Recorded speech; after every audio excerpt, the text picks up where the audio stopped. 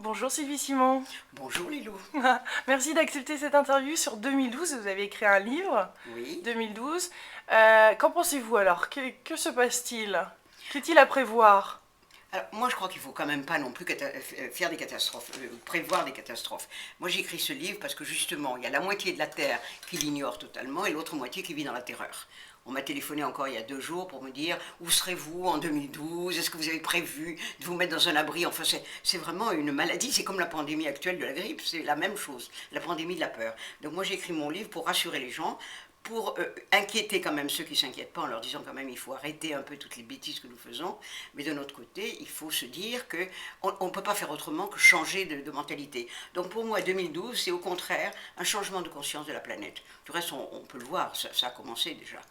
Donc, et le virus, je dois dire que le petit virus de la grippe A beaucoup contribué à faire évoluer les gens. Ouais. Je crois qu'ils ont enfin pris conscience qu'on se moquait d'eux, qu'on leur racontait n'importe quoi et qu'on disait beaucoup de mensonges.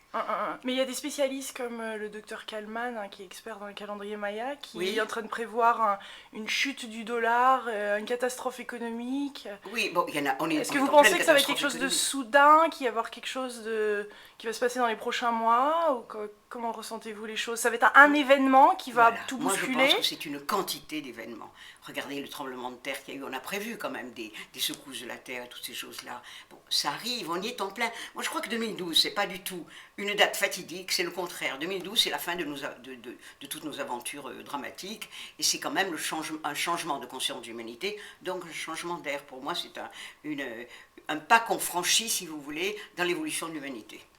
Donc quels sont les autres faits qui sont marquants en ce moment qui nous montreraient qu'on va vers ce changement? Donc il y a la grippace qui s'est passée. Ah oui, non, mais c'est pour faire prendre Quels conscience. sont ces petits événements qui feraient nous prendre conscience à certains d'entre nous que, Voilà, en effet, il y a des grands changements qui sont en train de se mettre exactement. en place? Voilà. Quels sont ces événements? Alors, ben, les événements, c'est les coups de pied que nous recevons maintenant. L'économie, effectivement. Parce qu'on nous dit on est en crise, mais c'est pas grave, là, on va reprendre, l'économie va repartir. C'est pas vrai, si on repart comme ça dans la folie, on peut pas. Il faut apprendre à faire des économies, enfin des économies d'énergie, des économies de pollution, de toutes ces choses-là. Donc on va être obligé de le faire. Donc il y a des quantités de petits événements qui arrivent les uns après les autres, et ça on est en plein dedans depuis 2 3 ans, ça n'a pas, c'est plutôt en évolution, et ça va permettre aux gens de prendre conscience. Vous savez qu'il suffit d'avoir 5% de l'humanité pour faire changer la conscience générale. 5%, on se dit c'est pas beaucoup, mais c'est énorme parce qu'il y a beaucoup de gens qui ne bougent pas. Et beaucoup de gens me disent, mais le jour où ça changera, on changera nous aussi. Ils attendent que ça bouge. Donc moi je compte beaucoup sur ces 5%. Vous savez, c'est Pierre Rabhi qui a fait cette espèce de... qui a écrit, enfin qui a mis en place son histoire des colibris, vous savez. Et il raconte l'histoire du petit colibri qui fait sa petite part en allant éteindre le feu dans la forêt amazonienne. C'est un conte amazonien qu'il a repris. Et je trouve que c'est une belle image. C'est-à-dire que si chacun de nous fait sa petite part, eh bien tout d'un coup, du jour au lendemain, tout va changer. Vous savez, on nous dit c'est pas possible qu'on change. Regardez le mur de Berlin, la veille, on n'aurait pas pu prévoir que ça allait chuter. Moi, je crois on est devant des événements comme ça. Tout d'un coup, il y a une partie de l'humanité qui va faire changer l'autre partie. C'est pour ça que je crois qu'il faut que tous on s'attelle à ça et qu'on se dise qu'il faut agir différemment, penser différemment, arrêter de se dire que nous sommes les meilleurs, que c'est nous qui avons raison, essayer de penser globalement. D'abord, c'est ça, on a perdu le côté de la globalité. Aussi bien en médecine que dans moi je le vois dans tous mes combats, on regarde les choses avec le petit bout de la lorgnette. Il est temps qu'on regarde les choses d'une façon totale, que nous faisons partie de la Terre, nous faisons partie du cosmos, nous avons toutes nos responsabilités. Vous savez, il y a un merveilleux, un très joli poème qui a été écrit au XVIIIe siècle par un poète irlandais qui s'appelait John Donne et qui disait on ne touche pas une fleur sans déranger une étoile. On a massacré des quantités de fleurs, on a pollué la terre, on a fait tout ça. Maintenant, les étoiles viennent nous le reprocher, c'est très normal.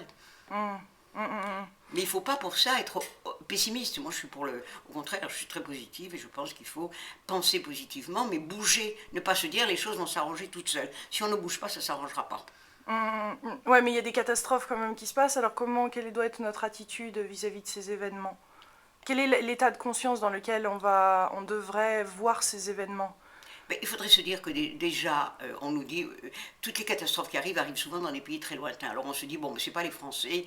Quand il y a eu le tsunami, on a été très, très marqués parce qu'il y avait des Français et des Occidentaux qui étaient là-dedans. Mais chaque fois qu'il y a un tsunami dans les pays pauvres, on s'en fiche éperdument, on n'en parle même pas à la télévision.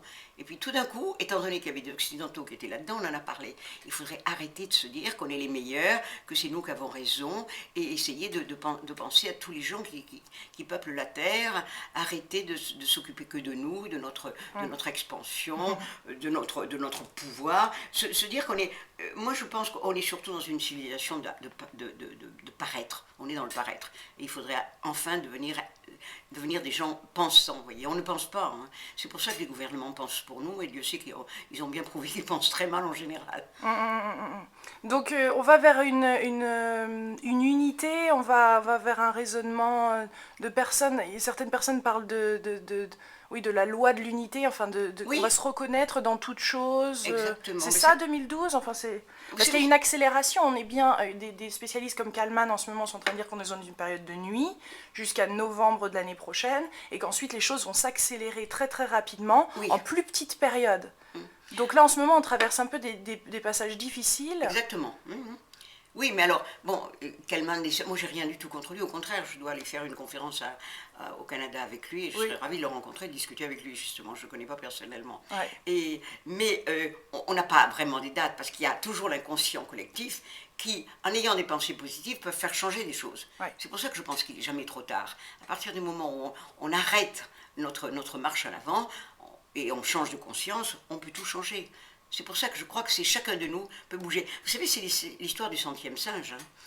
Et on retrouve la physique quantique là-dedans, on fait partie du tout, donc nous sommes responsables de tout, y compris de tout ce qui arrive sur la Terre maintenant. Et arrêtons de dire ce sont les autres qui sont coupables et pas nous. Ouais. On a tous notre part de responsabilité dès qu'on n'est pas agissant. C'est pour ça qu'il faut maintenant être des lanceurs d'alerte, prévenir les gens, attention, ça ne peut pas continuer. Mais vous savez, c'est vraiment... Moi, je trouve que cette histoire du centième singe est très typique de notre époque, à partir du moment... Raconte-nous cette petite histoire. Vous savez, il y avait dans une île, où il y a beaucoup de gens qui la connaissent, mais pas tout le monde, effectivement. Il y avait dans une île de Pacifique, comme ça, des scientifiques qui faisaient des expériences sur des singes, et ils leur jetaient des patates douces sur la plage, et tous les singes mangeaient les patates, mais trouvaient qu'il y avait du sable, que ça crissait sous leurs dents, etc. Et il y a eu une petite guenon... je ne fais pas du féminisme à outrance, mais un peu plus maligne que les autres, qui a découvert qu'en allant laver dans la rivière à côté les patates, il n'y avait plus de sable. Donc tout le monde s'est moqué d'elle, puis peu à peu elle a informé sa famille, ça a mis 7 ans. C'est une histoire vraie. Hein. Et au bout de 7 ans, toute l'île, tous les singes qui étaient sur l'île, se sont mis à laver les patates. Bon, ça... c'est très compréhensible. Mais ce qu'il y a d'extraordinaire, c'est qu'au moment où le dernier singe, on appelle ça le centième singe, c'était peut-être le 120e ou le 300e, on ne sait pas, à partir du moment où le dernier singe a lavé les patates, dans les îles voisines, tous les singes ont lavé leurs patates. Ce qui prouve bien qu'il y a des champs informationnels qui sont avertis par une petite minorité. Et à partir du moment où vous avez une espèce de tache comme ça, comme une tache d'huile qui s'étale, et ça a passé les frontières, ça a passé la mer, et c'est même arrivé sur la Terre, et du reste maintenant, ce genre de macaques, on les appelle les laveurs de patates.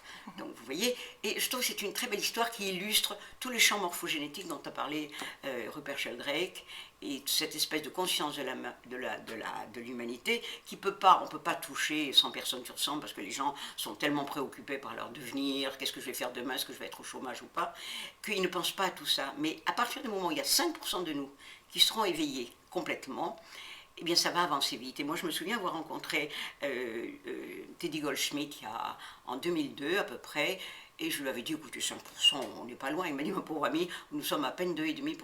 Et je pense que depuis le 2002, ça a beaucoup, beaucoup bougé. Donc on a un devoir chacun, pour un dernier petit mot de la fin, un appel, quelque chose à faire. De faire notre part. Voilà. Vous voyez, au moins on se dira, on a toujours... Qui est d'informer autour de nous, qui est de faire passer l'information, comme vous le faites, comme je le fais, comme nous le faisons tous. Essayez d'informer sans affoler les gens. Ne soyez pas dans le... Il ne faut pas être dans le catastrophisme, on va tous mourir. Ou alors, vous voyez, ces gens, il y a une femme cette femme qui m'a téléphoné il y a 3 jours, ou m'a écrit du moins, pardon, pour me dire, où serez-vous en 2012 ? Est-ce que vous avez prévu un petit abri pour vous ? Mais enfin, elle n'a rien compris à la chose, parce que de toute façon, si l'humanité devait périr, je ne vois pas ce qu'on ferait dans un abri tout seul, on s'ennuyait, autant rejoindre les copains ailleurs.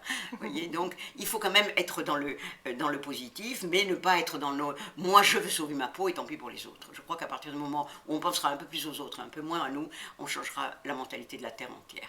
Merci Sylvie Simon. Merci Ilou.